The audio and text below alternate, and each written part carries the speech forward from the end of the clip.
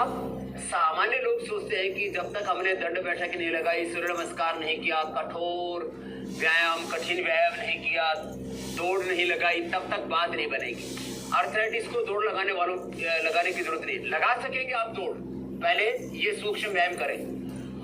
10, 20, 25, 50 बार से लेकर के 100 बार तक आगे पीछे ऐसे दबाया, हाथ ऐसे रख लिया, उंगलियां अंगूठे ऐसे पीछे की ओर, ऐसे पंजा रखा ऐसे, इसको दंडासन कहते हैं। इसमें बैठ करके ज्यादातर लोगों के पैरों से या हाथों से शुरू होती है आर्थराइटिस की समस्या, तो वहां से बता रहे, फिर एक एक ज्वाइंट को इन्वॉल्व कर रहे हैं। अब देखो, पूरे पंजे के बाद अब ऐसे घुमा रहे, एड़ियों में दर्द होता है ज्यादातर लोगों को।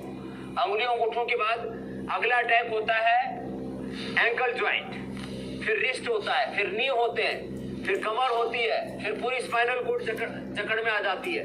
यह जो cervical spondylitis, pain, slip disc sciatica, ankylosing spondylitis, lumbar spondylitis बोलते हैं, ये सब आर्थराइटिस का ही, हड्डियों के डीजनरेशन का ही पूरा क्रम है, ये सीक्वेंस है। लंबे लंबे श्वासों के साथ ये अभ्यास।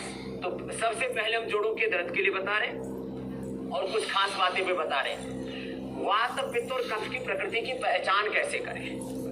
तो पित्त का तो सबको पता, उसमें एसिडिटी होने लगती है, आंखों में जलन होने लगती है, शरीर में पसीना ज्यादा आने लगता है, उससे बीपी बढ़ने लगता है, गुस्सा बहुत अधिक आता है, और फिर लंबा चले पित्त तो फिर उससे अल्सरेटिव कोलाइटिस, पायस, फिसर, फिस्टुला ये समस्याएं हो जाती है। और कफ का सबको भी पता है, उसमें तो सर्दी, जुकाम और सांस लेने में तकलीफ होने लगती है। जो आर्थराइटिस है ये सबसे ज्यादा खतरनाक है, वात रोग।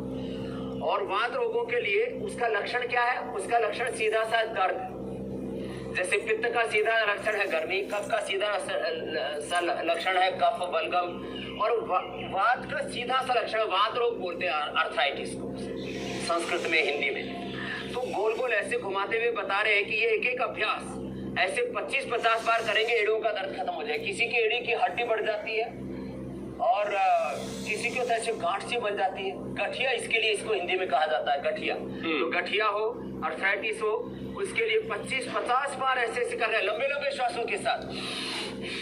एड़ियों के पीछे कुछ लोगों की गांठ बन जाती है स्वामी जी, तो क्या इस व्यायाम से वो गांठ भी दूर हो जाती है? नसों का गुच्छा, कभी कैल्शियम का डिपोजिशन एक तरफ हो जाना। हाँ, गांठ दूर हो जाती है। हाँ, कैल्शियम का डिपोजिशन जोड़ों में भी होता है, और ये कैल्शियम का डिपोजिशन कैल्शियम हार्ट में भी जमा होता है। ये एक बड़ी खतरनाक बीमारी होती है, उसके लिए तो कपालभाति, अनुलोम विलोम आगे बताएंगे। तो ये कहीं जो है कैल्शियम का डिपोजिशन ज्यादा हो रहा है, कहीं कैल्शियम कम हो रहा है, फास्फोरस कम हो रहा है, विटामिन डी की कमी है, विटामिन B12 की कमी है। तो ये अभ्यास हुआ। फिर आगे घुटने के लिए, घुटने को ऐसे खींचना छोड़ना ऐसे। अब ये सरल सा अभ्यास है, फोकस करेंगे घुटने के ऊपर तो दिखेगा, देखो ऐसे ऐसे कहने को सरल है, लेकिन लंबे लंबे श्वासों के साथ होता है।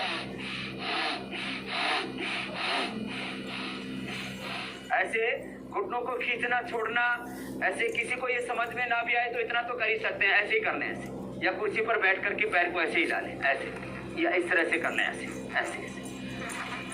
आज से 25 साल पहले जब मैंने लोगों को योग करने के लिए शुरुआत की थी कि भाई करो योग, तो लोग बोलते थे योग बड़ा कठिन है, तो मैंने सूक्ष्म व्यायाम और प्राणायाम से योगाभ्यास की शुरुआत की थी। बाद में आसनों को, बाद में परंपरागत व्यायाम, दंड बैठकों को, फिर हमने सूर्य नमस्कार को, इसको धीरे धीरे जोड़ा कि इतना इजी, और इसी से लोगों को फायदा हुआ था। 10-10 बार ऐसे क्लॉकवाइज, एंटी क्लॉकवाइज। ये 3 चीजें अपनी स्किन पे कभी भी इस्तेमाल मत कीजिए। नींबू का रस, कॉफी और शुगर का स्क्रब, बेकिंग सोडा या